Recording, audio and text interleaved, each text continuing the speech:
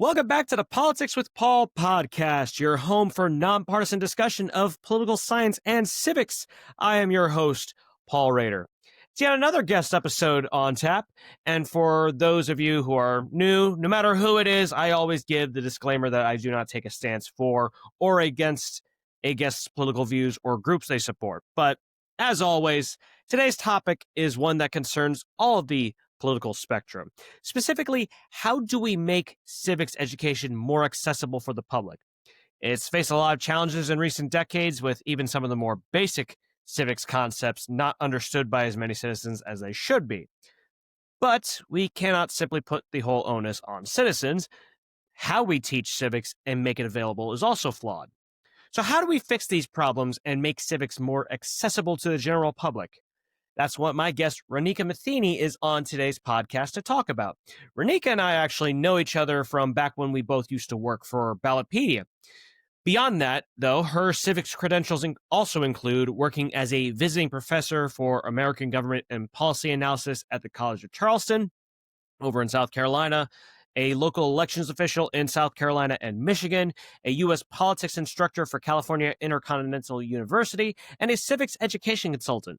And she's also the founder of the nonprofit Civics for All. And through Civics for All, Roneka is promoting her new book, Civics for All, a crash course in U.S. government and politics, coming out in December. And that's the main crux of the discussion today. So let's talk about her book and all things civics education and how we can make it more accessible, both for students and adults that are past their classroom days. Please welcome Roneka Matheny to the show. Roneka, thanks for coming on. Long time no see. How are you? Thank you so much. It's a pleasure to be here. Thank you so much, Paul. Yeah, no, absolutely. It's nice to have somebody that, I mean, obviously I enjoy having all my guests on here, but a lot of them I only have recently met. So it's cool to have somebody that is for a blast from the past, for lack of a better term, even though it really wasn't that long ago that we were at Ballotpedia.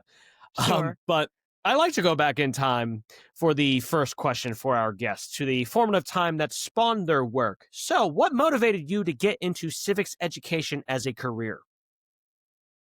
Well, I love this question. So, when I was working on the book, which is something that we're going to talk a little bit more about later, um, I really had to think deeply about this. I wondered about what was I like to call it my political origin story. For people like us who spend our time writing about politics and, teaching about politics and things like that, typically we can sort of look back in our past and pinpoint one moment as our sort of political origin story, which set us on the path. And so for me, I talk about that story at the beginning of the book. I call it my spark. Bill Clinton, if you believe it or not, actually was the source of that spark for me. So when he was running for president for the first time in 1992, I was about 8 years old. And I tell this story in the book about how I sat down in front of the couch with my brother and my parents to watch the Arsenio Hall show. And we saw him come on with his sunglasses, playing the saxophone and telling jokes. And really, what that moment did for me was completely change my attitude towards politics. At 8, it wasn't something that I was really paying much attention to. I sort of thought of politics as something that old people talked about that I couldn't really understand. Bill Clinton actually made me think of politics as something that could be fun and exciting and something that maybe I should pay a little bit more attention to. And so I consider that to be really my political origin story. Now, I do want to say that, of course, I'm sure there were a lot of other kids who watched that broadcast and didn't come away with the same sort of life changing feeling. And so I don't want to take anything away from my parents and my upbringing because I think that was a large part of it as well. So my parents were small business owners and were very sort of deeply invested in the community. My mom ran for school board. I can remember as a young person going door to door with her in our neighborhood, asking people to vote for her. My dad was the president of our local Sertoma club, and he actually was the announcer at some of the Little League football games. And so he was just, kind of somebody who everyone in the community knew. And they both sort of instilled in me this idea that being just a member of a community or society is not enough. That you need to be an active member.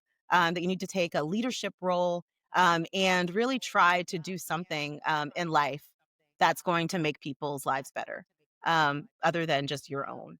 And so I think that that's really what kind of set me on this path. Gotcha.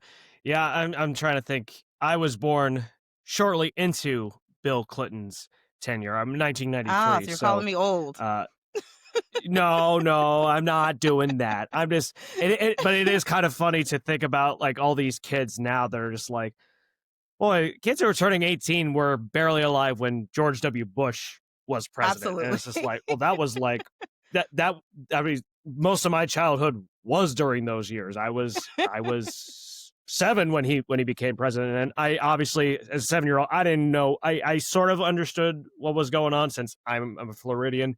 Obviously, Florida is notorious for its role in the 2000 election.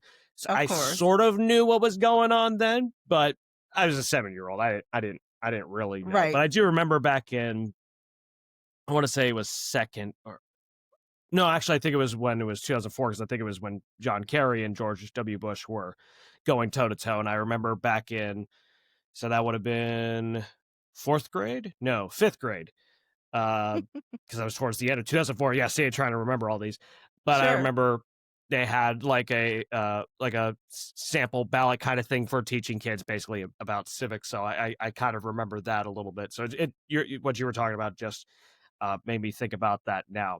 But yeah, I think it's always fun to go back into those old times and just see like what all those little things that really led you onto that path, or seemingly little things that eventually had a big impact. Yeah.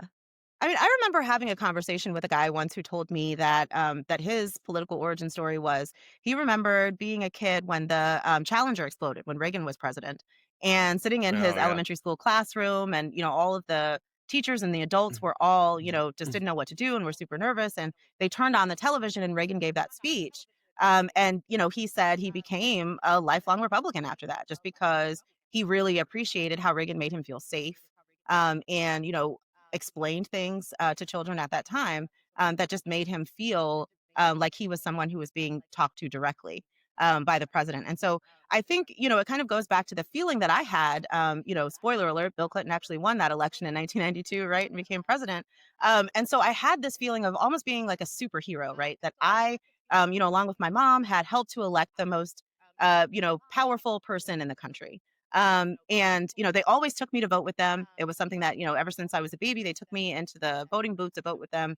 And so I remember pressing the electronic voting machine button next to his name and just feeling like I really did something. And later on in life, when I was studying political science, I realized that we have a term for this, right? It's called political efficacy. And it is this feeling that you as an individual can actually make a difference in politics by participating.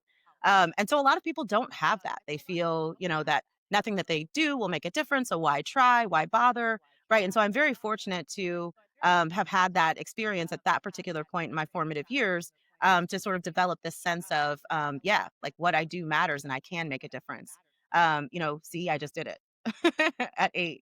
And Yeah. so I think that that really is kind of what set me on the path. And from there, went on to study political science in college at Emory University, got my graduate degrees from the Ohio State University.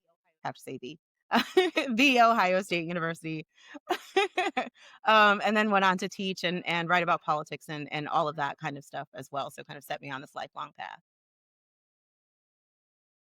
Gotcha. Yeah. That's yeah, it is just amazing just the what seems to be a little thing like you were just talking about Yeah. with your friend or whoever you just met, just hearing a speech from Reagan just suddenly, set the path for him for his political views later on in life. You never know what little things are going to have that impact.